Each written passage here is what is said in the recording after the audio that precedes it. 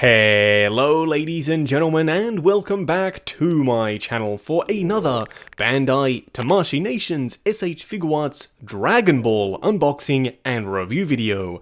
Now today we are taking a look at the final two members of the Ginyu force, being of course Burter and Guldo. It's been a long time in the making, but we finally have the complete team. I'm super excited to see what they all look like standing side by side. Now if you are looking to pick up this set, it is in stock right now with toyswonderland.com. Link for that is of course down in the description below, and they do have 12-month installment plans if you are a fan of paying off your figures over time. What we are going to do now though is get the box laying flat in the light box and do the unboxing. And here of course we have the box art for Burter and Guldo. It's the usual Figuarts Dragon Ball fare, except this time the box is enormous. I can't overstate how big Burter is in this box. He's absolutely huge. Now you can see an image of Burter and Guldo on the side, as well as a couple more silhouetted images. On the back we do of course have a bunch of promotional shots here. Now unfortunately this Guldo that comes in the set isn't articulated. He's kind of like a power pose figure of the Figuarts community. He doesn't really have any articulation to speak of as far as I'm aware. He does have a couple of swap out parts though, so we'll see how those come into play in just a second. And here we have Burter himself. Yeah, he's absolutely enormous. I can't wait to do a side-by-side comparison between him and Raccoon, and then of course see which one is bigger. We also have Guldo sitting off to the side here, and yes, he is a relatively static piece, although it does seem like his head can move around just a little bit. What we are going to do now though is get all of their accessories laid out in the light box and take a closer look at everything they come with. And here we have all the bits and pieces that come with Burter and Guldo. Now yes, I have included Guldo in the accessory segment, but we will be taking a much closer look at him in just a second, because when you remove him from the equation here, yeah, you can tell that Burter doesn't really come with a hell of a lot of stuff. Let's start off with one that is quite peculiar. So he comes with this waist grabber. I thought, excellent, that means he comes with a display base.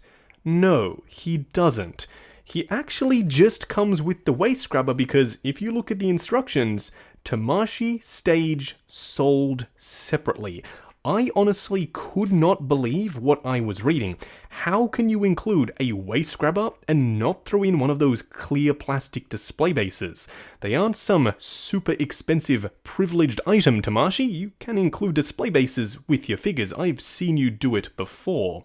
Nevertheless, let's take a look at the two head sculpts that come with Burter. You have this one with his smirk. He is wearing his scouter. And yes, you do have to remove it and interchange it onto the other head sculpt, which is of course the angry one. I personally will be leaning towards the smirk. Do let me know though which one you prefer down in the comments below. He also comes with another Namekian Dragon Ball, of course, this one being the 6-star. It looks really good. It's the same translucent orange material with the stars printed on the front. Do be careful when you are posing him with this though. My friend Nathan was doing some pretty dangerous poses with his Dragon Balls, and unfortunately one fell off and is now cracked, so yes, they can be damaged. He also comes with an array of hands. These are really nicely sculpted, long fingernails. He does have that dotted sort of ribbed texture on the back of his hand there, and a smooth palm on the inside. And of course, you do get a variety of different hand poses. What we are going to do now though is get Guldo himself out here and take a closer look. And here we have him standing straight up and down in the light box, no crazy poses or accessories or anything like that. Not that he can really pull off many poses anyway.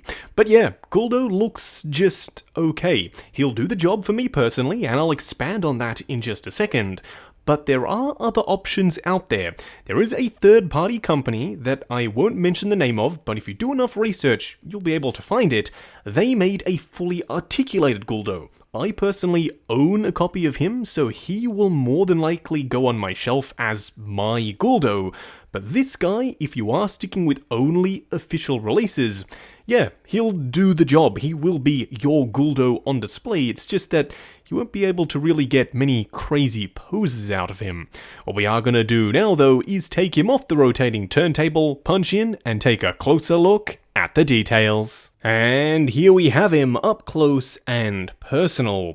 I have to say, for a static, non-posable little guy, I'm pretty impressed. I mean, they ticked all the right boxes. If this was fully articulated, I would have been much happier, but he will do the job quite nicely of being a Guldo on the shelf. Now let's talk about his head sculpt. It's quintessential Guldo. I really like the way it looks. He's got the eyes off to the side, obviously eyes up the front, a bunch of wrinkling, and that skin texture is suitably gross. I also love the paint in terms of that color of green, and a little bit of purple on the inside of his mouth. Yeah, that's Guldo, and I really like the way it looks.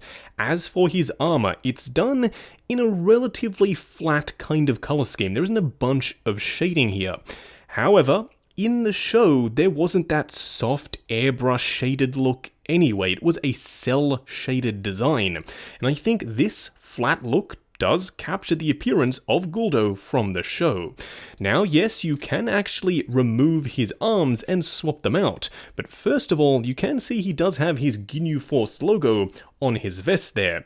Now, it is keyed to only go a certain way, so the pose, once again, is fixed in a certain direction, so you do have to make sure you are pegging it in correctly, otherwise it won't exactly work. And here we have him in his alternate pose. This might be my favorite of the two. I really like the way it looks here. You don't, unfortunately, have any swivel at the waist. I was really thinking there'd be some kind of ball joint in there so you could move him around, but he does look pretty dynamic. So yeah, no real complaints for me. And of course, down below, you just have his black pants and his teeny tiny white little booties. I honestly would have loved a fully articulated version of Guldo, but for me, this guy on the shelf, yeah, he'll do the trick. And here we have him standing straight up and down in the light box, no crazy poses or accessories or anything like that. Burter, in my opinion, is the real reason why you should buy this set. He looks absolutely awesome and super imposing. This guy, I don't know if I've mentioned it already, but he's huge. He's a very, very tall figure and also quite wide. Before you go about picking up this set, make sure you have enough room in your display because yeah, he's a big, chunky boy. And I love that. I love when Bandai gives us these substantial figures. Potentially that's why they were putting the Ginyu Force off for so long, because Captain Ginyu, Raccoon, and Burter are all pretty darn big figures, and they were trying to not have to think about how they're going to engineer such a big honkin' dude. But they did it, and in my opinion, they did it pretty darn well. There are a couple of things which kind of leave me a little bit perplexed, but we'll discuss that in just a second. What we are going to do now, though, is take him off the rotating turntable, punch in, and take a closer look at the details. And here we have him up close and personal. I did like Guldo, but let's be honest, the real draw of the set is Burter here. He looks totally awesome. He's got this really imposing V-line style silhouette, so he looks like a classic bodybuilder type physique, and I think it works quite nicely for Burter here. He also has a super high gloss to his armor, which for me works really well. You can see how nicely it picks up the light. He also has his Ginyu Force logo, of course, up here on his pec. Now I know we've already taken a look at the head sculpts, but I think they nailed it. The expression is on point. I love this section up on top of his head. It's also painted in a really nice vibrant yellow, and being a little bit smaller, it does really emphasize the massiveness of his upper torso. He looks like a big chunky boy. And the same thing can be said for his massive shoulder pads. these might be the biggest Saiyan armor shoulder pads that I personally have ever seen in figure format, and I think it's fitting that they've given them to Burter here. He also has a bunch of dots all over his skin to give him that faux skin textured look, and I think that does the trick. When the shadows hit it, it kind of looks like that shading that everyone is always asking Bandai to do. It would have been great if they had put a little bit more wash in all the crevices, but he still, in my opinion, looks really nice. Coming down to the legs, these are relatively basic. There is a lot of sculpted in musculature up here, but for some reason it kind of just disappears up on top. I know why they've done that, so you can have that swivel actuate quite nicely, but it kind of gives the appearance of him wearing faux muscles down here on his legs, because up here it's so incredibly smooth. It's something that I can overlook and simply pose away, but it's just a little bit weird at first glance. Coming down to his feet, he's got the regular Saiyan armor style boots with that brown section up on top. So yes, overall, Burter is the draw for the set. Guldo is okay, but this guy, in my opinion, is well worth the money. Now for a quick side-by-side comparison, here we have Burter and Guldo standing alongside Bardock. And as you can see, there is a dramatic size difference between Burter and Bardock here. He is absolutely enormous, but that's accurate to the source material. I love how big and chonky this guy really is. And then of course we have Guldo, who is a little bit thicker, but also kind of teeny tiny. His head is absolutely enormous compared to that of Bardock's, but I'm pretty sure that's accurate as well. He's an alien after all, so his proportions can be slightly exaggerated. But yeah, so far I have been loving all of the various different sizes and scales of the Ginyu Force. And finally, here we have the team fully assembled. These guys look amazing standing together. Individually, in their own right, they look great as well, but when you bring the team together, it just makes sense. I wasn't all that excited about the prospect of building the Ginyu Force at the start, because that third-party company had already started to make them. But then when Bandai started to ramp it up and finish the team relatively quickly, yeah, they showed, no. We've got it from here, y'all can sit down, we're going to make the superior versions, and that's exactly what they did. These figures combined make for an absolutely awesome display. Plus the various different sizes and scales and colours all play off each other very well. You can see Burter is the tallest of the bunch at the shoulders, but Raccoon edges him out ever so slightly due to that big spiky mop on the top of his head there. Then of course you have Captain Ginyu being the third tallest, followed by Jice and Guldo. But I love the various different ways they've used different engineering techniques to make these guys happen. They've got various different swap out pieces and panels, something that they didn't necessarily have to do, but I personally am really glad they did. If you are thinking about getting into the Ginyu Force, yeah, now's the time while these guys are still relatively easy to get, because trust me, in some years when people start to pick up the rest of the line, and they want to go back and pick up the Ginyu Force, I reckon they're going to be pretty darn hard to find. Just wrapping up on the Figuarts 2-pack with Burter and Guldo. This being the final set in the Ginyu Force lineup, yeah, I'm pretty happy that we now have the entire team. For me personally, I was looking forward to Burter the most, so I was kind of a little bit peeved that Figuarts left this guy to the very last, because he is my favourite member of the Ginyu Force.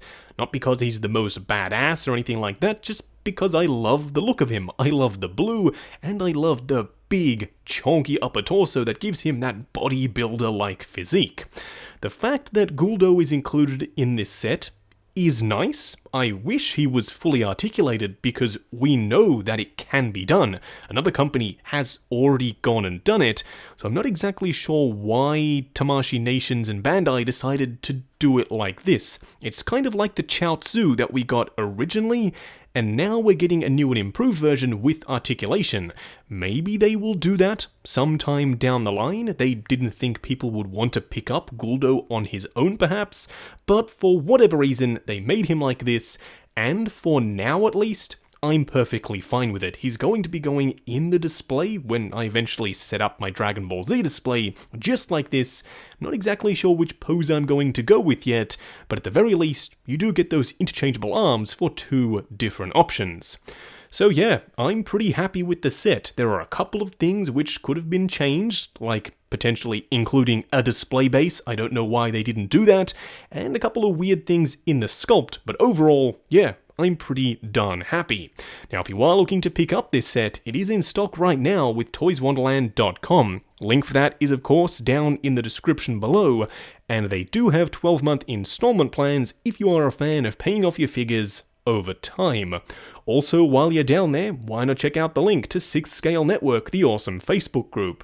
Come along, chat figures, share photos of your collection, and of course, see what's coming up next on the channel. Like, comment, and subscribe, and we'll catch you in the next video.